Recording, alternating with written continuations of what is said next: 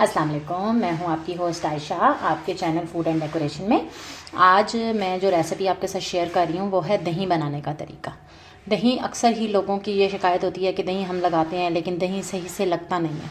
तो आज मैं आपको जो तरीका बता रही हूँ आप इस तरीके से दही लगाएं, आपका दही बहुत अच्छा और थिक सही जैसे दही होता है वैसे जैसे आप लोग डब्बे का दही लेते हैं तो आपको वो बहुत अच्छा लगता है कि वो इतना थिक होता है, उस तरह का दही आपका लगेगा। तो आप इसी रेसिपी को फॉलो कीजिएगा। यहाँ मैंने ले लिया है तकरीबन 1 किलो दूध मैंने ले लिया है और उसमें आधा दूध मैंने देगची में डाल लिया है। इसको मैं बॉयल करूँगी, अच्छी तरह सही गर्म करूँगी और जो 1 गिलास मैंने अलग से रखा है उसको मैं ठंडा बिल्कुल रहने दूँगी।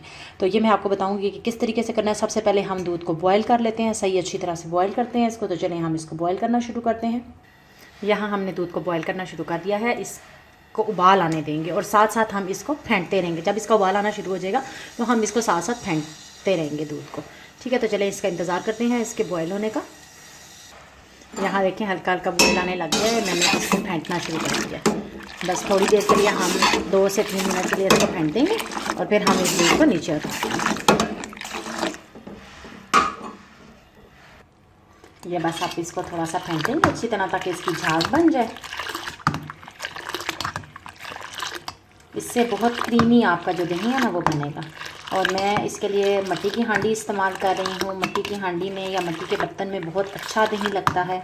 आप ये ट्राई करें, आपको देखें वाज़े फ़र्क महसूस होगा कि दूसरी तरह लगाने से और मिट्टी के बर्तन में लगाने से। ये देखें ये अब हमारा हो गया। अब हम इस बर्तन में इसको डालेंगे जिसमें हमने दही बनाना है। ये देखिए मैंने डाल दिया। अब साथ ही ये जो ठंडा दूध है ये मैं इसके अंदर ऐड कर दूँगी और फिर मैं इसको थोड़ा सा फेंटूँगी।